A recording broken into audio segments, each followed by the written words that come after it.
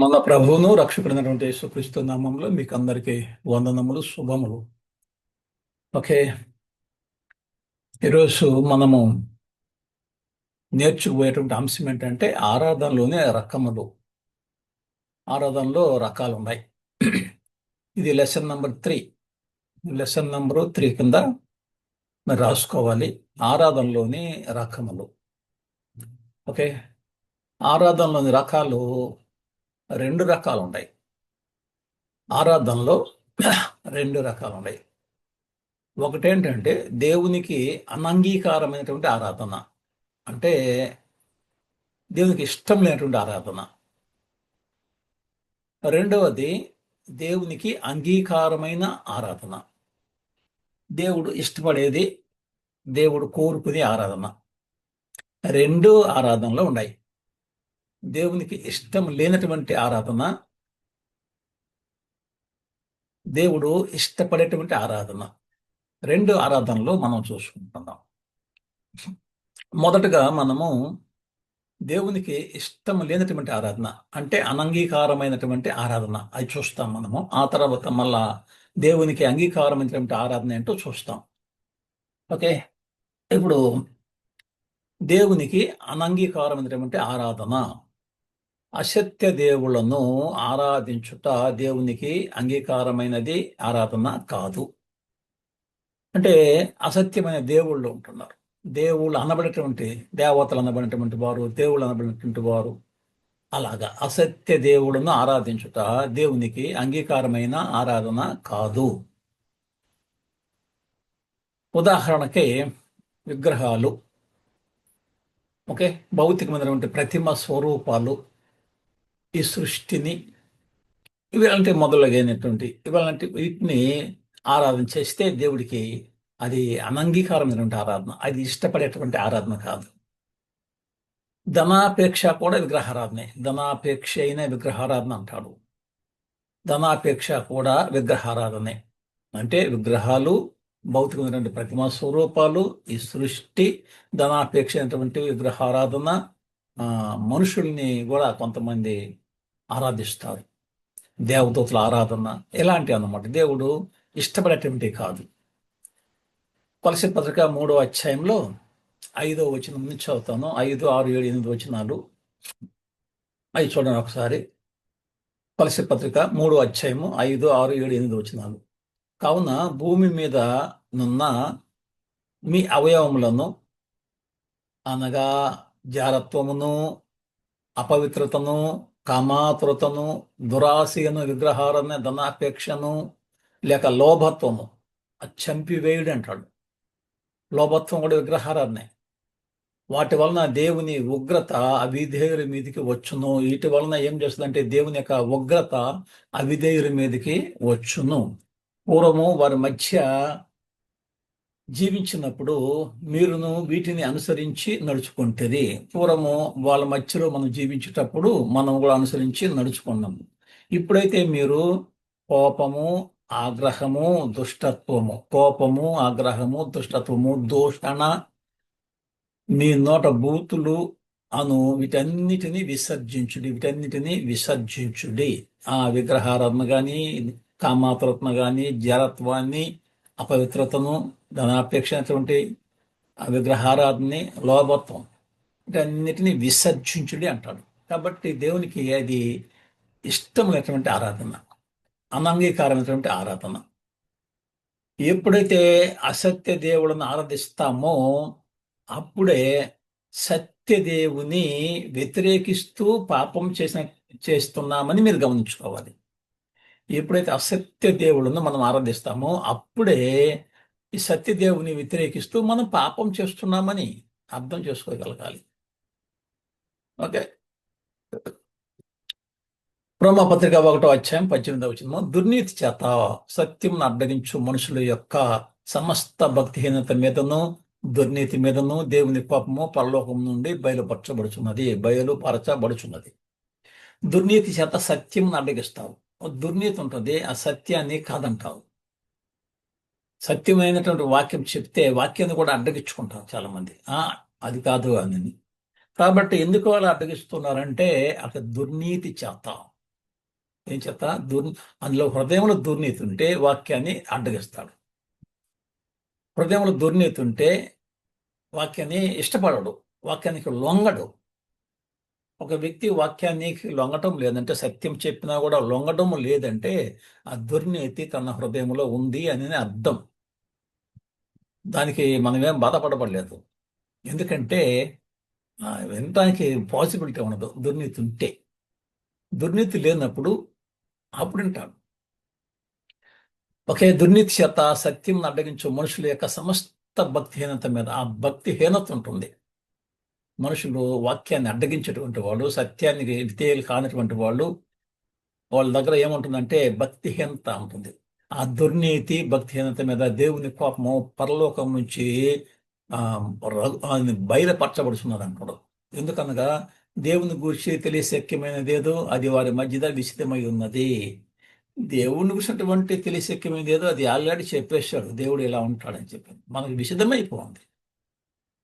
అయినా కూడా మనము దాన్ని విధేయత చూపించడం లేదు, అంగీకరించడం లేదు, యాక్సెప్ట్ చేయటం లేదు. దేవుడు అది వారికి నిషిద్ధపరిచిన దేవుడు చెప్తూ ఉన్నాడు, ఇలాంటి దేవుడు అంటే ఇలా ఉండాలి, దేవుడు అంటే ఇలా ఉండాలి. వాళ్ళకి అర్థం కావటం లేదు. ఆయన అదృశ్య లక్షణములు మళ్ళీ చెప్తున్నాడు. ఎలాంటి వాడు అంటే ఆయన అదృశ్య లక్షణాలు. దృశ్యమైనటువంటి ఏ చెట్టు కానీ, ఏ పుట్ట కానీ, లేదంటే ఇంకోటి కానీ దృశ్యమైనటువంటిది అది దేవుడు కాదు. దేవుడు లక్షణం ఎటువంటిది? అదృశ్య లక్షణములు అనగా ఆయన నిత్యశక్తి, నిత్యశక్తిమంతుడు దేవుడు. దేవత్వము, దేవుని యొక్క తత్వము, దేవుని గుణ లక్షణాలు కలిగి ఉంటాడు దేవుడు. జగదుత్పత్తి మొదలుకొని సృష్టించబడినటువంటి వస్తువులను ఆలోచించుట వలన తేటబడుచున్నవి గనుక వారు నిరుత్రులై ఉన్నారు. ఓకే, జగదుత్పత్తి మొదలుకొని సృష్టించబడినటువంటి ఈ యొక్క వస్తువులు చూడండి. ఏ వస్తువైనా చూసుకోండి, సూర్యుడు, చంద్ర, నక్షత్రాలు, చెట్లు, ఆకాశ పక్షులు, సముద్ర చేపలు, వీటన్నిటిని కానీ మనం చూసుకోగలిగితే, ఒకసారి ఆలోచన చేసుకోగలిగితే మనకు రుజువు అవుతుంది దేవుడు ఉన్నాడు అని. ఆయన నిత్యశక్తి, ఆయన దేవత్వం ఉందని. మరియు వారు దేవుని ఎరిగియో ఆయన దేవునిగా మహింపరచడం లేదు. ఆయన దేవుని ఎరిగి ఉండి కూడా దేవుని మహింపరచలేకపోతున్నాం. కృతజ్ఞతలు చెల్లించడం లేదు. ఇంకేంటి, ఆయన మహింపరచలేరు, ఆయన ఆరాధించలేరు. రెండోదిగా కృతజ్ఞతాస్తుతులు చెల్లించడం లేదు. కానీ తమ వాదములు యందు వ్యర్థులైరి. ఎప్పుడైతే దుర్నీతి ఉంటుందో ఆ సత్యాన్ని అడ్డగిస్తాడు, దేవుని గురించినటువంటి అవగాహన రాదు, ఆయన లక్షణాలు ఎలా ఉంటాయి, స్వభావ లక్షణాలు ఏంటి, గుణ లక్షణాలు ఏంటి, ఆయన నిత్యశక్తి దేవత తెలియదు. తెలియకపోతే అలా ఉండే ఇచ్చేసి ఆలోచించి అది వస్తువుల విషయాన్ని నువ్వు నేర్చుకో, దేవుడు ఉన్నాడు సంగతి ఆలోచన చెయ్యి. ఈ సృష్టి అంటే అలా కూడా ఆలోచించలేడు. వాళ్ళు నిరతులై ఉన్నారు, వాళ్ళ దగ్గర ఉత్తరం ఏమీ ఉండదు వాళ్ళ దగ్గర చెప్పడానికి. మనం ఒక ప్రశ్న వేసినామనుకో దానికి సమాధానం చెప్పలేరు. మంచి చెడ్లు ఎట్ట వచ్చినాయంటే సమాధానం లేదు. ఓకే, ఆ దేవుని ఎరిగి కూడా దేవునికి మహింపరచడం లేదు, తర్వాత కృతజ్ఞతలు చెల్లించడం లేదు. అయితే ఏం చేస్తారంటే తమ వాదముల యందు వ్యర్థులైరి. వాదం పెట్టుకోవడానికి మాత్రము రెడీగా ఉంటారు. వాదం. నేను ఒకసారి ఒక వ్యక్తితో వాక్యం చెప్పేటప్పుడు ఫస్ట్ దినాలలో ఆయనకి వాక్యం చెప్పేటప్పుడు ఒక రోజు నైట్ అంతా గడిచిపోయేది. వాదము. మనం ఏది చెప్తే దానికి వ్యతిరేకంగా. అయితే చివరికి ఆయన ఒప్పుకున్నాడు, బాప్తిజం తీసుకున్నాడు, సంఘం చేర్చబడ్డాడు, అది వేరే విషయం. అంటే అలాగూ తమ వాదముల యందు వ్యర్థులైరి అంటున్నాడు. వారి అవివేక హృదయము అంధకారమయమాయను, తాము జ్ఞానులమని చెప్పుకొనుచు బుద్ధిహీనులైరి. జ్ఞానులోంచి మనకుడు అంటే బుద్ధిహీనులు, దేవుడు లేడని చెప్పనని వాదిస్తాడు. ఆ? ఆ, వాదాలు వ్యర్థమైపోతుంటాయి. ఓకే, వారు అక్షయుడకు దేవుని మహిమను క్షయమగు మనుషుల యొక్కయో, పక్షుల యొక్కయో, చతుష్పద జంతువుల యొక్కయో, పురుగుల యొక్కయో ప్రతిమ స్వరూపముగా మార్చి పడేసేశారు. అక్షయుడకు దేవుడు అక్షయుడు. అయితే ఏం చేశారు, అక్షయుడికి దేవుని యొక్క మహిమను ఎలాగ మార్చారంటే క్షయమైపోయేటువంటి వస్తువులుగా మార్చేశారు. మనుషులు క్షయమైపోయినటువంటి మనిషి ఈ రోజు ఉంటాడు, రేపు పోతాడు. పక్షులు ఇవాళ ఉంటాయి, రేపు పోతాయి, వాటికి మార్చేసినారు. చతుష్పాద 4 కాళ్ళ జంతువులు వాటికి మార్చేశారు దేవుడు. ఇదే దేవుడు అన్నాడు. పురుగు ఇదే దేవుడు అన్నాడు. ప్రతిమ స్వరూపాలు ఇదే దేవుడు అన్నాడు. అంటే అక్షయుడకు దేవుని మహిమని ఇగో ఇలాంటి అక్షయమైపోయేటువంటి వస్తువులకి మార్చి పడేశారు. అది. కాబట్టి దేవుడు ఏం చెప్పాడు మనకు? దేవుడు కొన్ని ఆజ్ఞలు మనకి ఇచ్చినాడు. వివరించి చెప్పి వివరంగా చెప్పాడు. చాలా వివరంగా చెప్పాడు. వివరించి చెప్పిందంటాడు. నిర్గమకాండం 20 అధ్యాయం చూడండి. 20 అధ్యాయము 1-4 వచనాలు. దేవుడు ఈ ఆజ్ఞలన్నీ వివరించి చెప్పిను. ఈ ఆజ్ఞలన్నీ కూడా 10 ఆజ్ఞలు వివరించి వివరంగా చెప్పాడు. చాలా వివరంగా చెప్పాడు. వివరించి చెప్పును. నీ దేవుడైన యెహోవాను నేనే. చూడండి ఏం చెప్తున్నాను. నీ దేవుడైన యెహోవాను నేనే. నేను దాసుల గృహమైన ఐగుప్తు దేశముల నుండి నిన్ను వెలుపలికి రప్పించితిని. నువ్వు దాస్యత్వంలో ఉన్నావు, ఐగుప్తులో ఉన్నావు. నువ్వు దాస్యం నుంచి నేను వెలుపలికి రప్పించినాను. నేను తప్ప వేరొక దేవుడు నీకు ఉండకూడదు. ఏం చెప్పాడు? నేను తప్ప, నేనే దేవుడిని, ఇంకొక దేవుడు లేడు. నేను తప్ప ఇంకొక దేవుడు లేడు కాబట్టి నువ్వు వేరొక దేవుడు నీకు ఉండకూడదు, పెట్టుకోకూడదు. ఓకే. పైన ఆకాశం అందే కానీ, ఇంత క్లియర్గా ఉంది చూడండి. పైన ఆకాశం అందే కానీ, క్రింద భూమి ఎందే కానీ, భూమి కింద నీళ్ళ ఎందే కానీ ఉండు దేని రూపమునైనను, దేని రూపము, ఆర్ట్ లేకుంటే మరి కరెంట్తో చేసేటువంటి డెకరేషన్, లేదు ఇంకొకటి రూపం, రూపం కల్పిస్తే, రూపం లేనటువంటి వానికి నువ్వు రూపం కల్పిస్తున్నావు. దేని రూపమునైనను విగ్రహమునైనను రెండు. ఒక రూపాన్ని చేయకూడదు, విగ్రహాన్ని చేయకూడదు. రూపమునైనను విగ్రహమునైనను నీవు చేసుకోకూడదు. వాటికి సాగిల పడకూడదు. వాటిని పూజించకూడదు. ఎంత క్లియర్గా చెప్పేశాడు కాబట్టి. కాబట్టి ఇలాంటివి నువ్వు చేసినప్పుడు ఒక ఒక ఒక దీన్ని ఏంటిది ఇది? ఒక బొమ్మే కాదు. ఆ నువ్వు ఆకారం చేసుకున్నా కూడా, రూపం చేసుకున్నా కూడా దేవుడు ఇష్టపడ ఆరాధనని, దేవునికి అనంగీకారమైనటువంటి ఆరాధన నువ్వు చేయొచ్చు. అది స్వతంత్రం ఉంది. కానీ దేవుడు అంగీకరించడు. నువ్వు ఏ రూపాన్ని చేసుకున్నా ఇక్కడ ఈ లోకంలో, అది స్టార్ కావచ్చు, లేకపోతే శిలువ గుర్తు కావచ్చు, లేదా ఇంకోటి కావచ్చు, కనిపించి కంటికి దృశ్యమైనటువంటిది ఏది చేసినా కూడా, ఏ రూపాన్ని చేసినా, ఏ విగ్రహాన్ని చేసినా కూడా దేవునికి నచ్చదు. దానికి పూజించకూడదు, దాన్ని బౌ డౌన్ కాకూడదు. ఓకే. ఆ తర్వాత యెషయా గ్రంథంలో 2వ అధ్యాయము 4-6 వచనాలు. 2వ అధ్యాయము 4, 5, 6. ఆయన మధ్యవర్తి అయి అన్ని జనులకు న్యాయము తీర్చును. ఆయన మధ్యవర్తి అయి అన్ని జనులకు న్యాయము తీర్చును. అనేక జనములకు తీర్పు తీర్చును. అనేక జనములకు తీర్పు తీర్స్తాడు. వారు తమ ఖడ్గములను నాగటి నక్కులుగాను, తమ ఈటలను మచ్చు కత్తులుగాను సాగగొట్టుదురు. జనము మీదికి జనము ఖడ్గమెత్తక ఉండును. యుద్ధము చేయును నేర్చుకునుట ఇక మానివేయును. యాకోబు వంశస్థులారా రండి, మనము యెహోవా వెలుగులో నడుచుకున్నాము. యెహోవా వెలుగులో నడుచుకున్నాము. యాకోబు వంశస్థులారా, ఈ జనము తూర్పున నుండిన జనముల సంప్రదాయములతో నిండుకుని ఉన్నారు. వారు ఫిలిష్తీయుల వలె మంత్ర ప్రయోగము చేయుదురు. ఆ అన్యులలో నివాసము చేయుదురు గనుక నీవు వారిని విసర్జించి ఉన్నావు. అన్యులతో కలిసిపోతారు. అన్యులతో కలిసి ఆ మంత్ర ప్రయోగాలు చేస్తారు. ఫిలిష్తీయులు మంత్ర ప్రయోగాలు చేసేటువంటి వాళ్ళు, శాతబడులు, మంత్ర ప్రయోగాలు అలాంటి చేస్తుంటారు. కాబట్టి వాళ్ళతో కలుసుకొని వాళ్ళ జనం సాంప్రదాయాలతో నిండుకొని పోతే నువ్వు కూడా చేస్తే దేవుడు నచ్చడు. ఓకే. ఒకటేంటి దేవుడు నచ్చనటువంటిది, ఒక అంశం ఏంటంటే అసత్య దేవుళ్ళను ఆరాధించుట దేవునికి అంగీకారమైంది కాదు. ఇవంతా అసత్య దేవుళ్ళు అన్నమాట. ఈ బొమ్మలు కానీ, విగ్రహాలు కానీ, లేదంటే ఇంకొకటి. కాబట్టి ఇలాంటి దేవుడికి అంగీకారము కాదు, అనంగీకారమైనటువంటివి. ఒకటి. రెండోది ఏంటంటే సత్యదేవునికి అసత్య రూపములను ఇచ్చి ఆరాధించుట. సత్యదేవుడు ఉన్నాడు, అసత్య రూపాన్ని ఇచ్చేస్తారు. ఆయన ఆరాధన చేయరు. సత్యదేవుని ఆరాధన చేయరు. అసత్య రూపాన్ని ఇచ్చేస్తాడు. ఎలాగంటే నిర్గమకాండం 32 అధ్యాయము చూడండి ఒకసారి. 32 నిర్గమకాండము 32. మోషే కొండ దిగకుండా తడువు చేయుట ప్రజలు చూసినప్పుడు మోషేని కొండ మీదకి రమ్మన్నాడు. దేవుడు ఆజ్ఞలు రాసి పలక మీద రాసి ఇచ్చి పంపిస్తున్నాడు. అక్కడ కాస్త లేట్ అయింది. ఒక 40 డేస్, 40 రోజులు అయింది. అప్పుడు వీళ్ళు ప్రజలు చూసి తడువు చేయడం చూసి, ఓ ఏంది ఇంత లేట్ అయిపోయింది అని అనేది వాళ్ళు ప్రజలు మోషే కొండ దిగపోయే వరకు అది ఏం చేశారు చూడండి. మోషే కొండ దిగకుండా తడువు చేయుట ప్రజలు చూసినప్పుడు ఆ ప్రజలు అహరోను వద్దకు కూడి వచ్చి, లెమ్ము మా ముందర నడుచుటకు ఒక దేవతను మా కొరకు చేయము.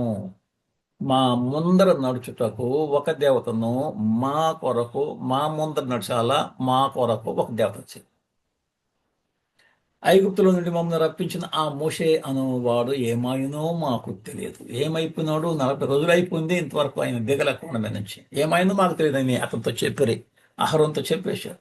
అందుకు అహరోను మీ భార్యలకును, మీ కుమారులకును, మీ కుమార్తెలకును చెవులనున్న బంగారు పోగును తీసి నా యొద్దకు తెండని వాటి చెప్పగా, మీ భార్యలు, మీ కుమార్తెలు, మీ కొడుకుల దగ్గర ఉన్నటువంటి ఆ బంగారు అంతా, చెవులుకున్నటువంటి బంగారు, మెడలో ఉన్న బంగారు తీసుకురండి. తీసుకొచ్చి ధారాళంగా తీసుకొచ్చేసారు.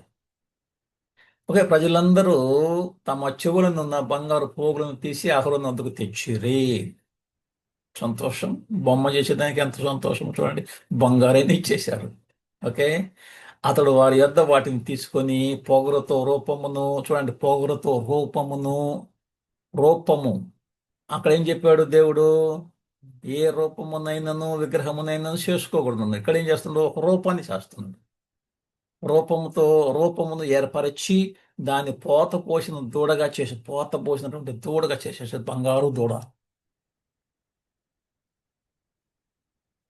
అప్పుడు వారు, ఓ ఇశ్రాయేలు, ఐగుప్తు దేశంలో నుండి నిన్ను రప్పించిన నీ దేవుడు ఇదే నీ దేవుడు అండ్రి. ఇదే నీ దేవుడు.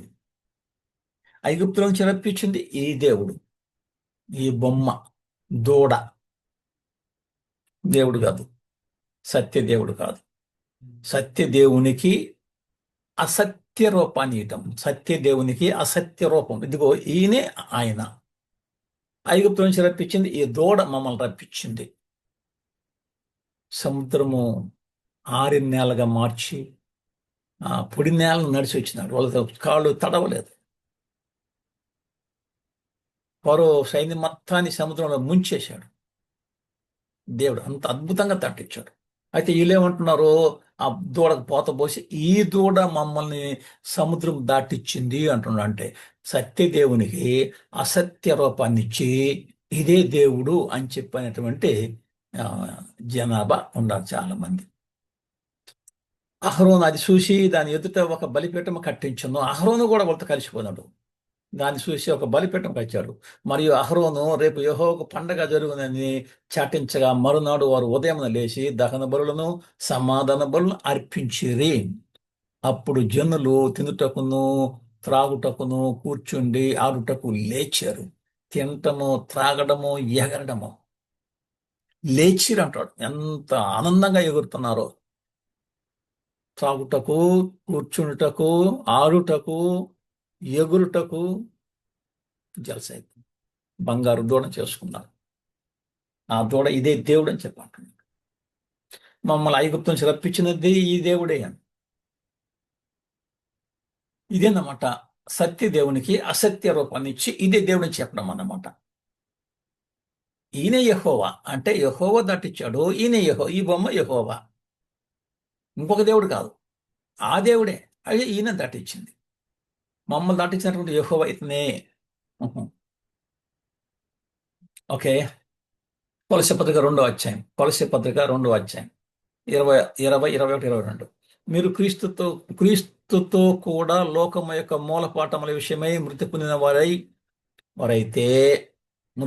వారైతే లోకములో బ్రతుకుతున్నట్లుగా మనుషుల ఆజ్ఞలను పద్ధతులను అనుసరించి చేత పట్టుకొనవద్దు, రుచి చూడవద్దు, ముట్టవద్దు అను విధులకు మీరు లోబడనేలా. నువ్వు ముట్టుకోబాకు అని చెప్పంటే, చేత పట్టుకోబాకంటే మళ్ళీ నువ్వు పోయి చేత పట్టుకుంది ముట్టుకోకుంటే. ఆ విగ్రహాలు వద్దని చెప్పింది పక్కకు వచ్చినప్పుడు మళ్ళీ నువ్వు విగ్రహం బొమ్మలు చేయటం అంటే అటువే స్వేచ్ఛారాధన విషయములోను, వినయ విషయములోను, దేహ శిక్ష విషయములోను జ్ఞానరూపకమైనవని ఎంచబడుచున్నవి గాని అవి స్వేచ్ఛారాధన. శరీరేచ్ఛ నిగ్రహ విషయములలో ఏమాత్రము ఎన్నిక చేయదగినవి కావు. ఇవి ఎన్నిక చేయదగినవి కావు.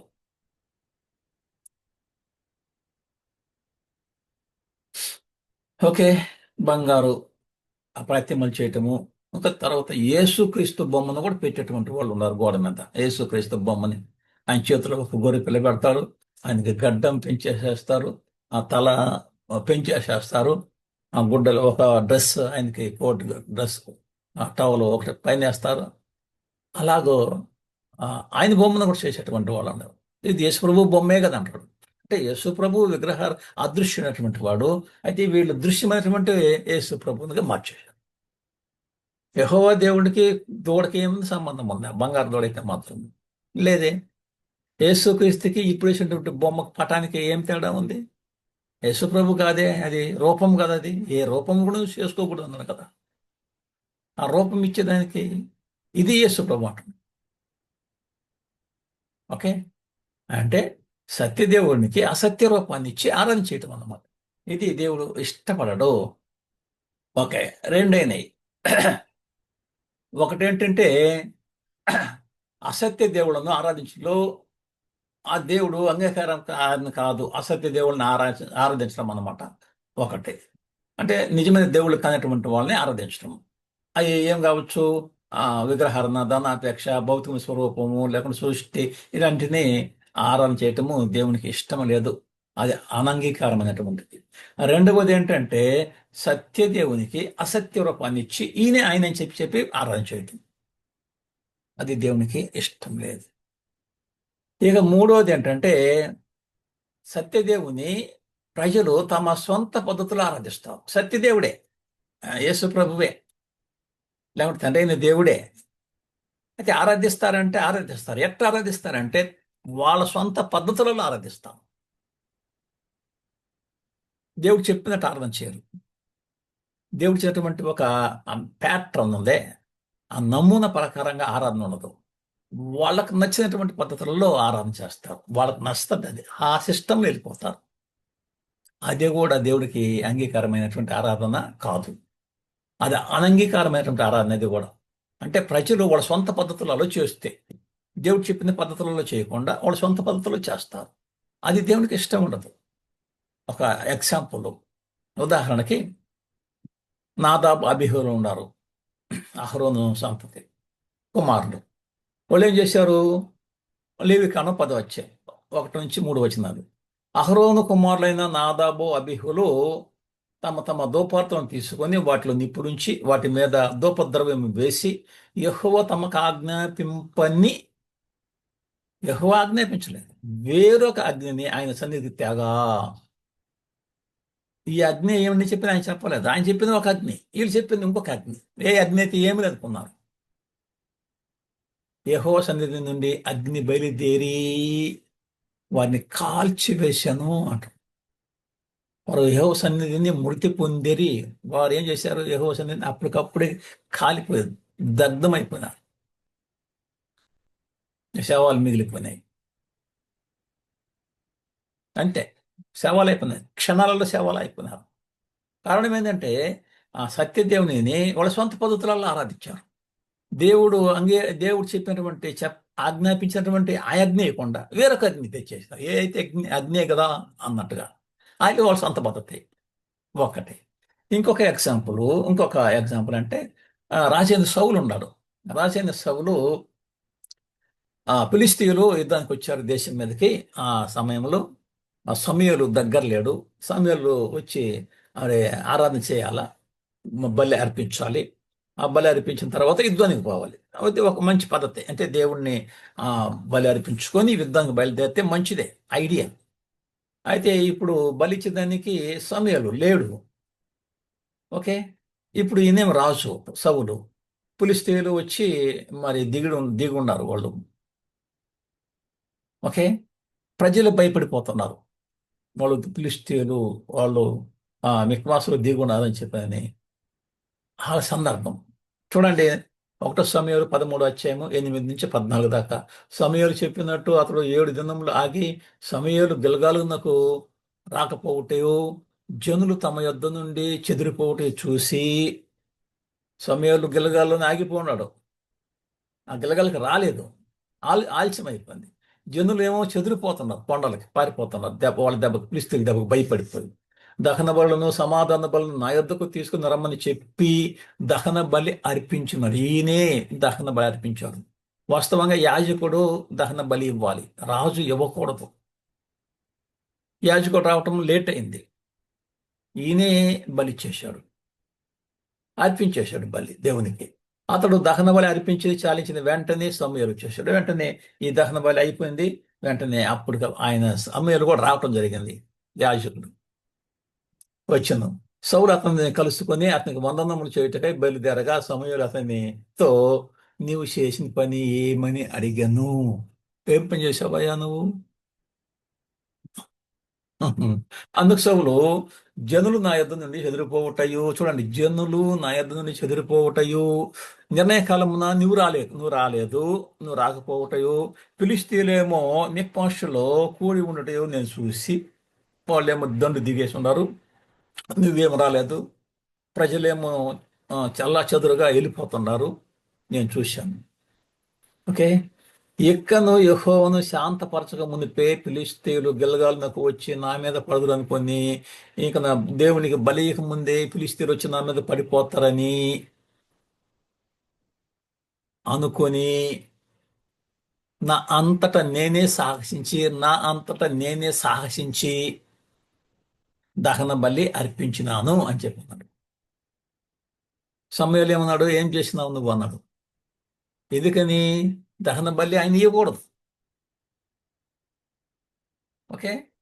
యాజకులే ఇవ్వాలా అది దహన బలి. యాజకులు చేయాల్సిన పని రాజు చేశాడు. రాజు చేయాల్సిన పని యాజకుడు చేయకూడదు, యాజకుడు చేయాల్సిన పని రాజు చేయకూడదు. అందుకు సమయాలు ఏమంటున్నాడు చూడండి. అందుకు సమయాలు ఇట్లా, నేను నీ దేవుడైన యెహోవా నీకు ఇచ్చిన ఆజ్ఞను గైకొనక, నీ దేవుడైన యెహోవా నీకు ఇచ్చిన ఆజ్ఞని గైకొనక నీవు అవివేక పని చేస్తేవి, అవివేకముతో పనిచేశావు నువ్వు.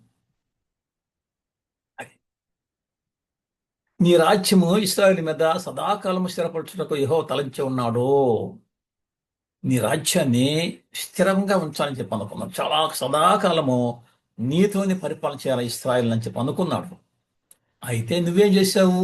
దేవునికి వ్యతిరేకమైన కార్యం చేశావు. నువ్వు ఆలోచన లేదు, నీకు బుర్ర లేదు.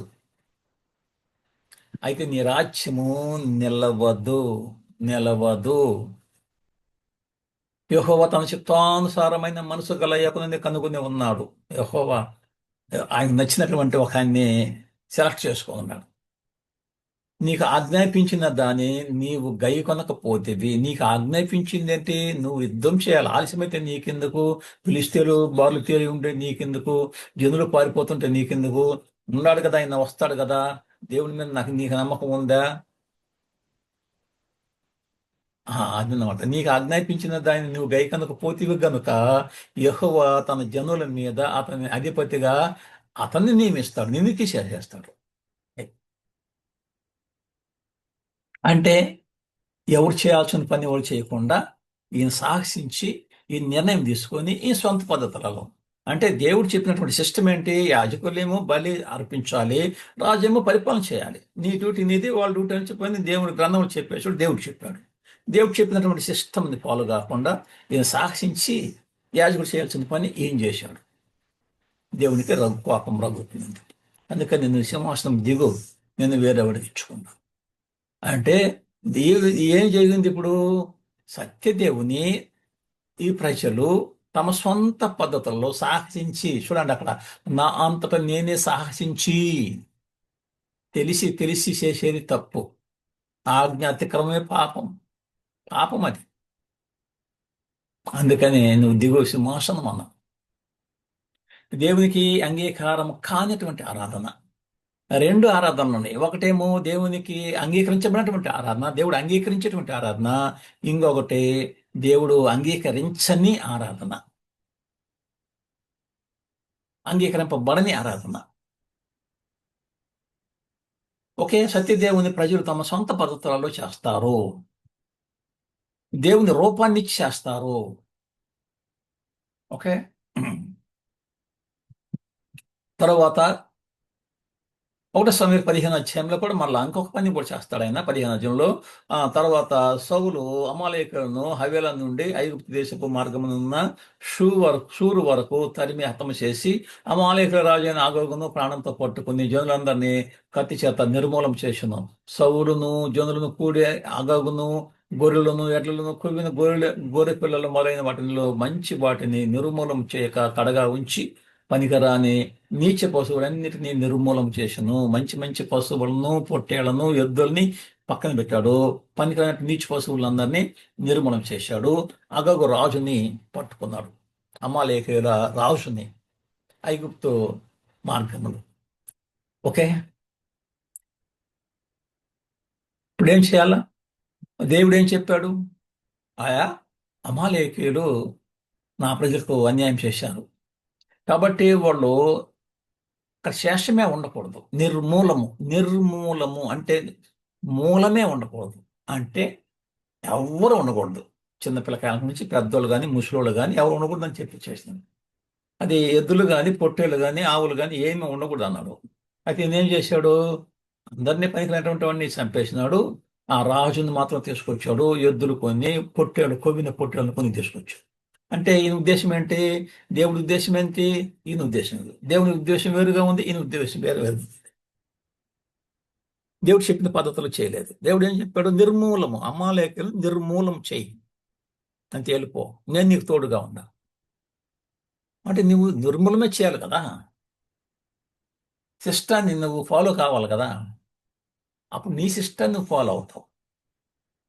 ఇవన్నమాట ఆ సత్యదేవుణ్ణి, ఆ సత్యమైనటువంటి దేవుణ్ణి ప్రజలు తమ సొంత పద్ధతులలో ఆరాధించటం. ఇది దేవుడికి నచ్చదు. దేవుడు దీనికి అంగీకరించడు. నీ పద్ధతిలో నువ్వు చేసుకో, నా పద్ధతిలో నువ్వు చేయలేదు, అందుకని దిగిపో అన్నాడు. 2 సందర్భాలలో రాజు అయినటువంటి సౌలు ఇలా పద్ధతులు చేస్తే ఆయన దించేసి వెంటనే దావీదుని ఎక్కిస్తాడు. కాబట్టి మన పద్ధతులలో మనం చేయకూడదు, అది దేవుడు నచ్చడు. దేవుడు ఏదైతే పద్ధతిలో చెప్పాడో ఆ పద్ధతిలోనే మనం చేయాలి, అంతేగాని నీ ఇష్ట ప్రకారంగా నువ్వు చేయకూడదు. ఓకే. దేవుని చిత్తం అయితే మళ్ళా కలుసుకుందాం. అంతవరకు చూస్తున్నాడు. మళ్ళా దీని కొరవని మనం కొనసాగించుకుందాం. ఓకే. ఎలాగా చేయకూడదో, ఎలాంటి ఆరాధన చేయకూడదో, ఎలాంటి చేయొచ్చు, దేవుడికి ఇష్టపడేటువంటి ఆరాధన ఏంటి, దేవుడు ఇష్టం కానటువంటి ఆరాధన ఏందో మనం తెలుసుకుంటున్నాం. ఓకే. వీడియోలు వీక్షిస్తూ ఉండండి, ఇతరులకు షేర్ చేయండి, లైక్ చేయండి, కామెంట్ చేస్తుండండి. సబ్స్క్రైబ్ చేయకపోతే సబ్స్క్రైబ్ చేసుకోండి. Okay. Thank you for watching the video. వందనాలు.